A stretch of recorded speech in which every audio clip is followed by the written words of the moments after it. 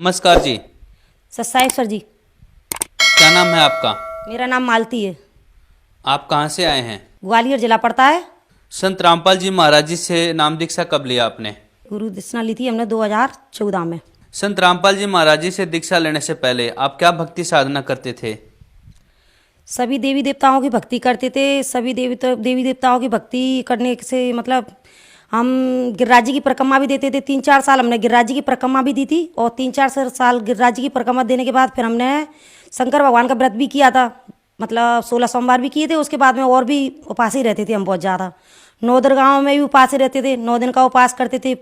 जितना ही पूरा बनता था उतना पूरा मतलब अपने तन मन से भक्ति करते थे कि सबसे ज़्यादा काली माता की भक्ति करते थे। काली माता को हम जितना मानते थे कि काली माता से ज़्यादा हम और किसी को मानते ही नहीं थे, क्योंकि हम यही सोचते थे कि यही जगत जननी और यही परमात्मा, यही जगत जननी माता है। सबसे ज़्यादा हम माता ही को ज़्यादा मानते थे। क्यों? क्योंकि माता से हम यही सोचते थे कि 9 दिन की उपास ही रहने से, इनसे उपास करने से हमारे सारे पाप, सारे दुख दर्द सब दूर करने वाली हैं यही। फिर जिनको हम जितना मानते थे उतना ही मानते इनसे हमें ना इतनी परेशानी मतलब बढ़ती गई कि बहुत ज़्यादा परेशानी आने लगी। परेशानी आने से हमें ना पूरे हमारे बच्चे भी परेशान होने लगे, हम भी परेशान होने लगे, हमारे पति भी बहुत परेशान रहने लगे। क्यों? क्योंकि वो हमारे चक्कर में है ना महीने में सिर्फ 8 दिन धंधा कर पाते थे। क्यों? क्योंकि हमको इस तरीके से परेशानी आ जाती थी कि कभी कभी तो हम अपने आप को ही ऐसे दीवारों में दे लेते थे, ऐसा कर लेते, मूड फूट जाता था, कहीं कुछ कर लेते और ऐसी मतलब 24 घंटा है ना ऐसा पता नहीं पड़ता था कि क्या चक्कर है क्या चक्कर नहीं है। भूतनी सी भरी रहती थी। कोई कहता था कि इनकी सिरे माता आती है तो वो माता ही मतलब परेशान करती है इनको। तो माता पे भी हम गए, जी बोले कि क्या नाम है माता तो है लेकिन काली माता है, चलो तुम काली माता पूज आओ, इससे इनके काली माता पूजने से इनकी ये परेशानी दूर हो जाएगी। फिर हम मंदिर गए, हमने काली माता का पूजन किया। काली माता का पूजन किया तो और परेशानी बढ़ गई। फिर हमने किया कि जी क्या है, तो वो बोले कि चलो आसमानी माता एक, तो आसमानी माता पूज आओ। तो हमने कहा कि चलो वो भी देख लेते भैया। आसमानी माता पूजने गए तो आसमानी से माता से ही बहुत परेशानी बढ़ गई। इतनी परेशानी बढ़ गई कि परेशानी बढ़ने के बाद फिर हम तो जो समझ लो हार मान के समझ नहीं पा रहे थे हम कि माता हमको मतलब क्यों सुख शांति नहीं दे रही, क्यों हमारी परेशानियों को दूर नहीं कर रही, हमसे ऐसा क्या गलती हो रही है कि हम जितनी माता को समझते थे उतनी हम कृष्ण भगवान की भक्ति करते थे, शंकर भगवान की भक्ति करते थे, हमको परेशानी बढ़ रही थी। सुख शांति का तो कहीं नाम ही नहीं था। फिर हमने कहा कि ये मालिक अब तो तुम ही हो। कहती है कि सबका मालिक एक है, तो हमने उस मालिक को पुकारा कि मालिक अब तो तुम ही हो, हम ये परेशानियों को कब तक संभालें। हमने सबकी भक्ति कर ली, सब कर लिया, हमको अब इतनी सुख शांति क्यों नहीं दे पा रहा, इतना दर्द क्यों दे रहे हो कि हम अपनी जान को भी अब खोने पे मजबूर हो गए। क्यों? क्योंकि हमने अब परेशानियों को बहुत ज़्यादा इतना समझ लिया था कि हम अब क्या कर सकते हैं, कुछ समझ में नहीं आ रहा था। फिर तो हमने यही सोच लिया था कि अब रोज रोज मरने से अच्छा, रोज रोज ऐसी परेशानी उठाने से अच्छा जहर खा लो, इससे जीवन रहेगा ना, जी शरीर रहेगा, कुछ भी नहीं रहेगा, खत्म ही हो जाएगा। तो परेशानी से दूर तो हो जाएंगे, इतनी परेशानी मिल रही है। बहन जी, फिर आप संत रामपाल जी महाराज के शरण में कैसे आए? सर जी, सतगुरु रामपाल जी महाराज की शरण में तो हम ऐसे गए कि हमारे है ना एक पास में एक सतगुरु रामपाल जी महाराज के शिष्य रहते थे। उन्होंने कहा था कि आप सतगुरु रामपाल जी महाराज की शरण में जाओगे तो आपको है ना जो सारे दुखों से, परेशानी से, सबसे छुटकारा मिल जाएगा। क्यों? क्योंकि वो पूर्ण परमात्मा वहाँ पे भक्ति और ज्ञान को समझाते हैं और सही मार्ग, सही रास्ता बताते हैं। क्योंकि वहाँ पे जाने से हर इंसान का हर परेशानी का हल मिल जाता है और सारे दुखों का संकट मिट जाता है सारा। तो फिर एक दिन हमारे मतलब पति कह रहे थे कि अपन वहीं पे चलते हैं, तुझको परेशानी ज़्यादा रहती है तो अपन वहीं चलते हैं। फिर एक दिन जब तड़पते हुए मेरे को दर्द ज़्यादा बढ़ गया, मेरे शरीर में ऐसी हानि होने लगी, इससे मुझको ऐसा लगे कि मैं अब अपने ये क्या करूँ, मेरी समझ में कुछ नहीं आ रही थी। मुझको बस इतनी घबराहट होने लगी दर्द के मारे कि 3 दिन तड़पते मेरे दर्द के मारे ना खाना, ना पीना, ना पानी, कुछ भी सब छूट गया मेरा। अब तो फिर मुझे ऐसा लगा कि इससे ज़िंदगी में तो अब मुझे चाहिए ही नहीं है ये ज़िंदगी। ऐसे तड़प के मरने से अच्छा तो इस ज़िंदगी को मैं एक बार ही ख़त्म कर दूं, जिससे मैं तड़प के मरने से बढ़िया तो मैं एक बार ही मर जाऊं। इसलिए मैंने सोच लिया कि अब मुझे जहर खाना है। फिर मैंने जहर खाने के बाद सोची तो फिर मेरे मन में एक विचार आया कि सतगुरु रामपाल जी महाराज का वो हमको शिष्य मिला था, वो इनको बता रहा था कि वहाँ जाने से सारी परेशानियाँ दूर हो जाती हैं। तो उन्होंने कहा कि तुम वहाँ पर जाओगे, तुम्हारी सारी परेशानियाँ वहाँ से दूर हो जाएंगी। फिर मैंने कहा कि बता रहे थे वो सतगुरु रामपाल जी महाराज के जहाँ जाने से परेशानी दूर हो जाती है। तो फिर मेरे मन में एक विचार आया कि अगर सतगुरु रामपाल जी महाराज, अगर थोड़ी बहुत भी अगर आप भगवान हो या कोई भी थोड़ा बहुत आप में शक्ति है तो मेरे को बस इतना आराम दे दो कि मेरे जहाँ इसके दर्द के मारे मेरे प्राण निकल रहे हैं, मुझे इतना दर्द हो रहा है। इस दर्द में मुझे रुपया में चवन्नी भर आराम दिखा दो आप।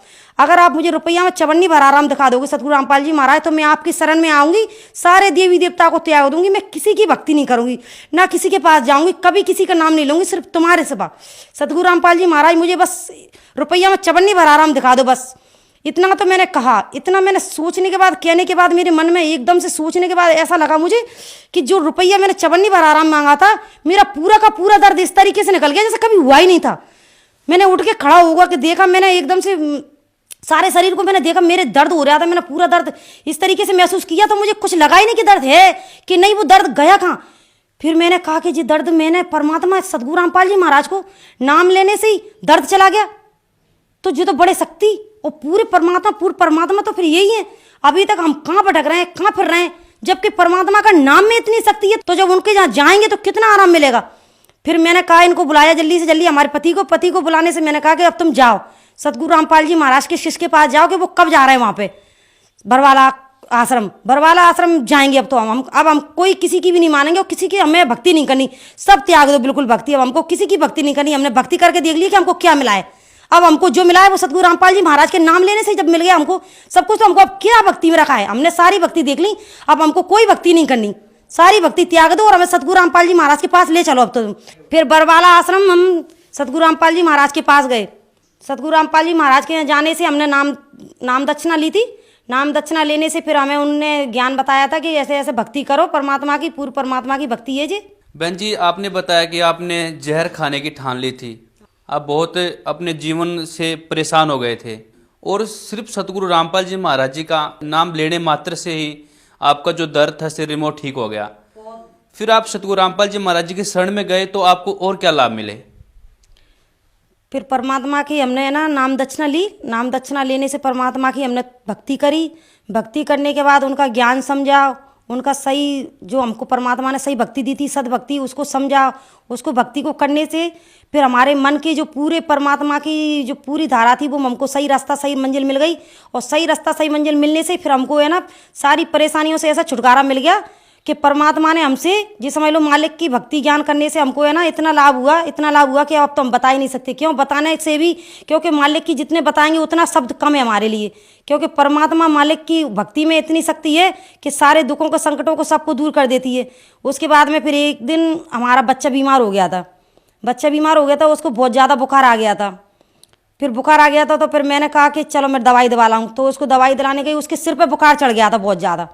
सिर पे बुखार चढ़ गया, बुखार चढ़ने के बाद सिर पे डॉक्टर भी घबरा गया, डॉक्टर ने भी पसीना छूट गया था, डॉक्टर का भी कहने लगा कि इसके दिमाग पे बुखार चढ़ गया है, फिर अब उसने है ना इंजेक्शन कुछ भी नहीं लगा, बर्फ की पट्टी रख दी। पट्टी रखने से उसका बुखार थोड़ा उसको ऐसा दिखने लगा कि कहीं कुछ हो रहा है, उस मतलब ऐसा घबराने लगा वो बहुत ज़्यादा। घबराते फिर मेरा बच्चा कहने लगा कि मम्मी अब मेरे को बहुत हालत ख़राब हो रही है, मेरी डॉक्टर भी बोले कि हम कुछ समझ नहीं पा रहे। फिर मैंने परमात्मा सतगुरु रामपाल जी महाराज का नाम लिया कि ये परमपिता परमात्मा सतगुरु रामपाल जी महाराज, हम तो कुछ भी नहीं जानते, हम तो तुम्हारी शरण में हैं, अब तुम जैसे राखो वैसे ही रहेंगे। क्यों? क्योंकि तुम्हारे बच्चे हैं, अब तुम ही जानो। बस मैंने इतना तो कहा है, उसका एकदम से शरीर ठंडा पड़ गया, एकदम से शरीर उसका ठंडा पड़ गया। तो वो अपने आप आके कहने लगा कि मम्मी चलो अब तो यहाँ से। तो मैंने कहा कि बेटा क्या तुम्हारा बुखार उतर गया? हाँ मम्मी मेरा पूरा बुखार उतर गया, मैं देखो बिल्कुल सही हो गया। तो मैंने सतगुरु रामपाल जी महाराज को परमात्मा को दंडवत करने के बाद फिर मैंने मालिक से कहा कि ये परमपिता परमात्मा बस सतगुरु रामपाल महाराज अब तुम ही हो, अब मुझे और किसी की मतलब वो नहीं है बिल्कुल भी। उसके बाद में फिर एक दिन मेरी लड़की भी ऐसे ही मतलब बुखार का था, उनको भी चढ़ा बुखार, उसको भी चढ़ा। तो वो भी मतलब ऐसे ही उसके भी, हमारे कभी बुखार नहीं आता था वैसे, वो उसके दिमाग पे फिर उसके पे भी चढ़ गया बुखार। फिर मैंने कहा कि मैं अब कहीं नहीं जा रही, चाहे मरो चाहे जियो चाहे कुछ भी करो, परमात्मा अब तुम ही जानो, क्योंकि सतगुरु रामपाल जी महाराज अब तो हम तुम्हारी शरण में और तुम ही राखोगे तैसे रहेंगे। अब मैं कहीं भी नहीं जा रही, क्योंकि परमपिता परमात्मा अब तुम्हारे लिए हमने ये जीवन सौंप दिया, अब तो तुम्हारे हाथ में इस जीवन को चाहे तुम जैसे भी राखोगे उसी हाल में रहना है अब तो। फिर सतगुरु रामपाल जी महाराज इतनी मेहनत करके मैंने कहा बच्ची से कि बेटा जा सतगुरु रामपाल जी महाराज के आगे दंडवत करके आ। फिर मैंने भी दंडवत की, उसको जल दिया, प्रसाद दिया, और बस परमपिता परमात्मा को जल प्रसाद पाने से ही और दंडवत करने से ही उसका एकदम से शरीर था वैसी की वैसी हो गई और कहने लगी कि मम्मी अब मुझे अपना काम करने दो, तुम अपना काम करो। फिर उसके बाद में मैंने कहा कि अब तेरा तबीयत ठीक हो गई तेरी थोड़ा? हाँ मम्मी मेरे को तो अब कोई तबीयत है ही नहीं बिल्कुल, मेरा भी एकदम से ऐसा जी घबरा रहा था, अब तो एकदम से मुझे ऐसा आराम मिल गया कि कुछ था ही नहीं, तो मेरी एकदम से हालत सही हो गई। तो मैंने कहा चलो ठीक है। फिर उसके बाद में एक दिन मैं सतगुरु रामपाल जी महाराज का दंडवत करते करते मुझे ध्यान आ गया कि सतगुरु रामपाल जी महाराज की दंडवत करते करते मैं सोच रही थी कि परमात्मा आप तो अंतर्यामी हो, आप तो सब कुछ हो। बाथरूम की सफाई कर रही थी मैं टाइल्सों पे, मतलब तेजाब से सफाई कर रही थी। तेजाब से सफाई करने से टाइल्सों पे मतलब सफाई करते करते ब्रश से एक दिन एकदम जाना क्यों मेरी एकदम से अचानक से आँख में तेजाब उछट गई। जब आँख में तेजाब उछटी तो एकदम से मुझको ऐसा लगा कि मेरी आँख एकदम से बहुत ज़्यादा आँख फूकने लगी मेरी आँख में। तो फिर मैंने एकदम से घबरा के एकदम से सतगुरु रामपाल जी महाराज की जो मुझको मिला है प्रथम नाम, दूसरा नाम मिला है परमात्मा का, दूसरे नाम का मैंने जाप स्टार्ट कर दिया। दूसरे नाम का जाप स्टार्ट करते करते एकदम से आग पड़ने लगी। मेरे बगल वाली जो मेरी पास वाली थी, सब मेरे बच्चे थे, वो सब बोले कि क्या हो गया मेरे आँख में तो तेजाब उछट गई। तो सब जने घबरा गए। घबराने के बाद वो बोले कि चलो डॉक्टर के चलते हैं। मैंने कहा मैं डॉक्टर के यहाँ नहीं जाऊँगी। वो बोले क्यों? तुम डॉक्टर के नहीं जाओगी तो तुम्हारी आँख फूट जाएगी। मैंने कहा मेरी आँख फूटती है तो फूट जाए, मुझे आँख की भी चिंता नहीं है, और आँख फूट जाए तो फूट जाए। मैंने तो बस सतगुरु रामपाल जी महाराज का नाम ले रखा है। अगर मेरे सतगुरु रामपाल जी महाराज, मुझे पूरा विश्वास है कि मेरे रामपाल जी महाराज जी आँख को अगर उनको फोड़नी होगी तो फूट जाएगी, और उनको अगर सही करनी होगी तो कर देंगे। मैं अब कहीं भी डॉक्टर के यहाँ नहीं जाऊँगी। फिर वो बोले कि जैसी तुम्हारी इच्छा। फिर मेरी बच्ची बोली कि मम्मी तुम इस आँख में थोड़ा सा जल डाल लो, मालिक का, सतगुरु रामपाल जी महाराज का जल डाल लो और प्रसाद खा लो। अमृत जल होता है ना, वो हमने आँख में डाला और पिया, और पीने के बाद अमृत जल को फिर उसके बाद में प्रसाद खाया, और फिर मैं दंडवत करके अपना परमात्मा का नाम याद करने लगी। नाम याद करने के बाद सतगुरु रामपाल जी महाराज को मैंने दंडवत प्रणाम करके और वहीं पे अपनी माला करने लगी। माला करते करते करते करते एकदम से देखा मैंने, कुछ बस 10 मिनट ही हुए होंगे। 10 मिनट के बाद देखा तो मैंने, मेरी आँख में ऐसा लगा कि कुछ था ही नहीं। मेरी आँख दोनों बिल्कुल एक सी हो गई। तो मैंने दिखाया सबको, तो कहने लगी तो तेरी आँख बिल्कुल लाल ऐसे हुई थी कि ऐसा लगता है कि कुछ दिखा ही नहीं रहा तुझको भी, और अंधी हो गई ऐसा लग रहा था बिल्कुल भी, क्योंकि आँख बिल्कुल ऐसा खून उतर आया था, आँख में खून उतर आया था, बिल्कुल लाल पड़ गई थी बिल्कुल। ऐसा लग रहा था कि ये सांप होगी कि नहीं होगी। इतना खून देखने के बाद सब जने घबरा गए थे कि आँख तो अब जे मुश्किल है कि बचे, क्योंकि तेजाब उछट जाती है तो अपन नेक हाथ पे या कुछ पे भी तेजाब छुट जाती है तो उससे कितनी आँख पड़ती है, किस तरीके से वो नुकसान बताती है अपन को नुकसान। लेकिन मेरी आंख में भी खून उतर आया था, लेकिन मेरे सतगुरु रामपाल जी महाराज की परमात्मा के शरण में आने से मेरी आंख दोनों देखो जैसी की जैसी। उस दिन हाल के हाल सब जो मेरे पास के थे सब लोग कहने लगे कि आज ये क्या चमत्कार था। फिर थोड़ा बहुत उनने भी कहा कि हाँ ये पूर्ण परमात्मा है, इनमें है शक्ति। और मैंने कहा कि मेरे सतगुरु रामपाल जी महाराज में इतनी शक्ति है कि देख लो। उन्हें हाल बता दिए तुमको 10 मिनट। आप तो कह रहे थे कि डॉक्टर के पास चलो, मैं कहती हूँ मेरे परमपिता परमात्मा सतगुरु रामपाल जी महाराज ही हैं, जो कुछ करने वाले हैं वो ही करने वाले हैं, क्योंकि उनके सिवा कहीं भी कुछ नहीं है। जो श्रद्धालु आपको देख रहे हैं, आप उन्हें क्या संदेश देना चाहेंगे? सतगुरु रामपाल जी महाराज का सत्संग आता है चैनल पे, उसको देखिए, उसको समझने के बाद, देखने के बाद आप समझिए कि क्या सच्चाई है क्या झूठ है। क्योंकि हम तो इतना ही कहना चाहते हैं कि सतगुरु रामपाल जी महाराज के सिवा यहाँ पे कोई कुछ भी नहीं है।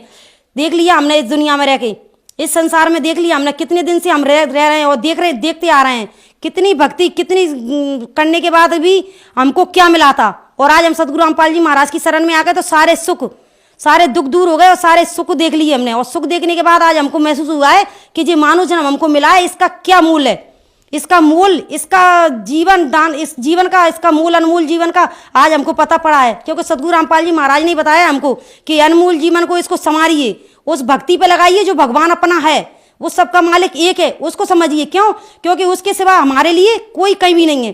क्योंकि सतगुरु रामपाल जी महाराज बताते हैं अपनों कि उस भगवान को समझने से ही अपने सारे दुख सारी परेशानियां दूर होंगी। क्यों? क्योंकि सतगुरु रामपाल जी महाराज ने कहा है कि सतगुरु शरण में आने से आई टले बला, और जो मस्तक में सूली हो वो कांटे में टल जाए। परमात्मा कहते हैं कि उस मालिक का ध्यान करिए, और सतगुरु रामपाल जी महाराज ने हमको सही भगवान का रास्ता बता दिया है, वो है परमात्मा कबीर साहिब। कबीर पूर्ण परमात्मा की भक्ति कीजिए और अपना जीवन सफल बनाइए। धन्यवाद जी। सत साहिब।